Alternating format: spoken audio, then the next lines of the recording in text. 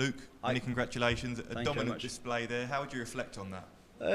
Yeah, like you say, dominant display. I think the first 2 sets I was probably, like you say, fully in control. I switched off for a little bit, but yeah, it's my main goal today was to 100% get through the first round, play Mike tomorrow, and yeah, I'm really happy with the win. Were you a little bit tempted at the end there to go for that 170 check out? Yeah, maybe a little bit, but yeah, I mean, it is what it is. Like, the fans know, the sort of, everyone knows. I didn't, if it was sort of 2-0 up to me or 2-1 on that last set, I might have just gone for it, but at 2-2, I know how good Lourence can be, so I didn't want to give him a chance to hit a 180 or 171 or whatever and set it up and me have to come back for the 25, so yeah, I just sort of set it up, give myself a chance at the last double. You've had a really solid year overall, closing in on a place in the world's top 32. How pleased are you with the progress that you're making right now? Yeah, I mean, my thing, I think if you look at my sort of career in general, it's always been slow and steady. I think I can offer a lot more. Yeah, it's good. I'm really happy. Like I say, I've made a semis of the European Championships and my first semis of a TV event. But yeah, I can definitely offer more. It's just finding that for me, it's that I can be really good for, say, like a couple of months, and then I might drop off a little bit on the tour or whatever, but I need to find that consistency going forward to then put myself to the sort of level of, say, your top 16s or your sort of top 20s in the world. So you mentioned playing Mike tomorrow. He's someone who's won a major title this year. What he and Richie Woodhouse have done, how much inspiration has that given you that you can achieve similar things? Yeah, loads. I mean, I think if you speak to a lot of players, I mean, you look at, say, even Martin Luke and get to the final of the Grand Slam. If you turn around, if you speak to them, they take a loads of inspiration off that, because they're going like, look, we know we can play. We know, everyone knows on tour. Everyone knows within a certain bracket of players, everyone can play. So, but being able to go and do it and then take it to the next level is a different thing. So seeing them go on and get to the final, like you say, Richie Woodhouse won the Europeans, Mike won the Grand Prix. Nobody's got that sort of fear of doing it anymore, where it used to be like, get to a certain point, oh, you've got Van Gerwen or you've got Gerwen Price or someone. I think everyone's sort of can go, right, it could be my time. Cheers. Just touching on what you said there, Luke, about obviously fear factors and things like that. Have the elite lost that fear factor then, where you say everyone else is now winning tournaments? Do you believe that you can get at these elite players? I'm not sure they've lost that sort of fear factor. I don't think it's quite as strong as it used to be. I mean, if you go back and you like to your Phil Taylor's when he was flying, and Van Gerwen for me had the biggest fear factor of all. But I think Luke Humphries and Luke Littler are probably, for me, the 2 best players on the planet at the moment. So everyone knows they've got that sort of aura, if you like, where they can go on. But I think more players now are realising if you put some work in and you keep your calm, you go at certain tournaments, anyone can have a good run in a tournament. The game itself there, did you kind of switch off maybe in that last set, because you were so dominant, your average plummeted, and it almost, was it too easy for you at one point? I'm not saying it was too, I definitely switched off. I switched off a little bit thinking I felt so comfortable. I mean, I've put in so much work the last, say, 4 to 6 weeks playing, and I went up and it really showed to start with, and I thought I'm playing lovely here. And I think, like I said, did I win? I think I won 6 legs on the bounce, or 7 legs on the bounce. So, yeah, I definitely switched off, which is my own fault. You should never switch off against anybody. So, yeah, everyone's always learning, I think. So, yeah, I 100% switched off a little bit. So, hopefully, tomorrow I won't do that. You were the favourite today. Tomorrow you'll probably be the underdog against Mike. Do you approach it differently, and do you prefer playing that underdog role? It doesn't. No, it doesn't really affect me too much, really. I've played Mike, I don't know, say 6 or 7 times over the last couple of years. Granted, he's obviously gone and won the Grand Prix and stuff. So, but yeah, I mean, I suppose he's going to be the favourite. My only other thing with the Worlds is if you're not the seed, I've had a game now.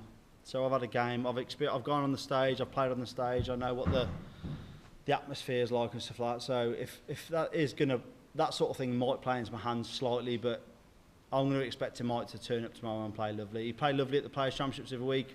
Yeah, so I'm going to have to play well tomorrow. Cheers. Luke, you said there about the last 4 to 6 weeks you've put in a lot of work. Just run us through what that looks like and what the preparation's been like for yourself. Yeah, I mean, I won't go on like all year that I practice loads. I practice, but like these last sort of 4 to 6 weeks, I thought, right, I'll do sort of 3 to 4 hours a day. I've been able to practice with Damon Hetter. I've been able to practice with a few other people as well, and it's just more knowing that,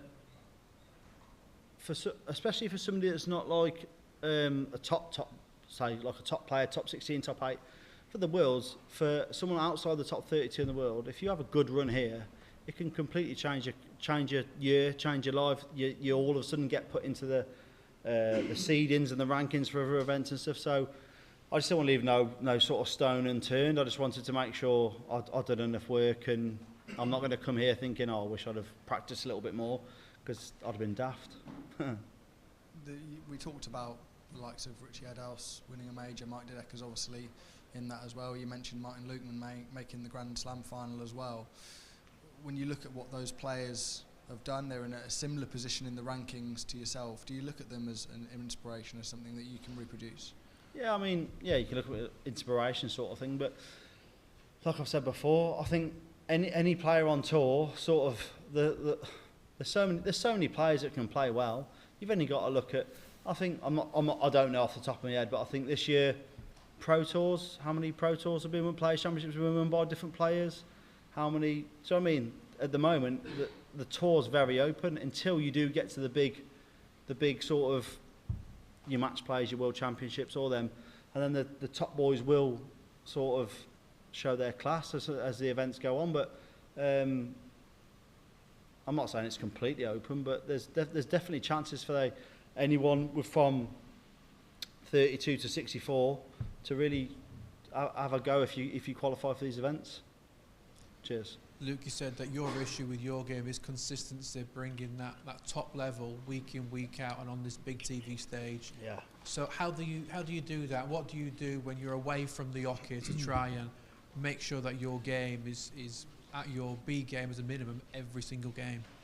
Yeah, it's tough. I mean, I think last year for me was the first year where I've managed to sort of like, from my ranking, I've got into every single European event, and I think a lot of players say about the travel and stuff, it's difficult, but I think when you are travelling about and whatever, you need to put in the practice, and you need to practice all the time to be able to go to those events and really sort of take advantage of them all. So I think a lot of it is just generally putting in the practice, putting in the time, and yeah, just putting in the effort and making sure you're putting enough work where you can compete with these top players all the time. How tough is it sometimes to find that motivation? Because we get a lot of people who always say, I need to put in the practice, but actually saying that and then doing that are two different things, because sometimes it can just be a bit tedious, I would imagine, just throwing out a board when you're not in a competition. Yeah, I mean, I think you speak to a lot of players, and some players do struggle with just practicing on their own and just, do you know what I mean, make it sort of forcing themselves to sort of practice. But that's when I practice with my brother a lot. My brother plays some darts. He's not the greatest player in the world, but he does play darts. So I'll go around his and practice, and I'll practice with a few other people. But look, if you're not gonna sort of go out and practice or put the hours in, this top level, there's only very few at the top level that will be able to do it naturally. Very, very few. So for the likes of myself and whatever, I've got to go and put in the work to try and get further at the rankings. Cheers, Luke. Thank you. Cheers, thank you.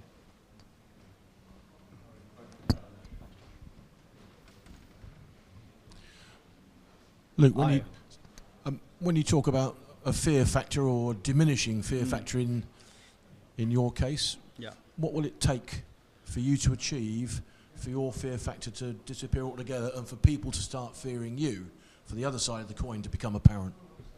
Yeah, I mean, I don't know. I'm not sure about me having a fear factor as such. I just think because we play so much now and there's so many European tours, there's so many events, I think everybody plays everybody now a lot more than they used to. So I don't think the fear factor is as high as it used to be, say, when Phil played years ago. Somebody might only play Phil once every 18 months or twice every 18 months. Now players are playing. If you get through to the latter stages, you might be playing the Humphries or Luke Littler or Van Gerwen or Gerwen Price. You might be playing them 5 or 6 times a year. So as much as good as they are, that sort of fear of not being able to beat them, I think it is sort of. It's a bit more of a level where players can go, do you know what, if I can put a good game against them, who knows what can happen. And just a quick one, I like to think my geography is quite good, but I had to look up Bewdley. I thought it was somewhere in the Midlands, but it is in the Midlands, yeah. Severn Valley in it, but it is, yeah. It'd be nice to put Bewdley on the map, wouldn't it? It would be, yeah, definitely would be. I mean, we've got some famous people from Bewdley already. Stanley Baldwin used to be the Prime Minister, so he's the biggest man in Bewdley. There's a few other people on Bewdley, so like Robert Plant's from Bewdley, I think, and he lives in Bewdley. So, yeah, I mean, if I can go and have a good run at the Worlds and sort of put Bewdley on the map from sort of sporting side, it'd be brilliant. But yeah, I'm not, like I say, I'm here to sort of do as well as I can, and whatever comes with it's a bonus. Cheers, thank you. Okay, everyone. Lovely, thank you.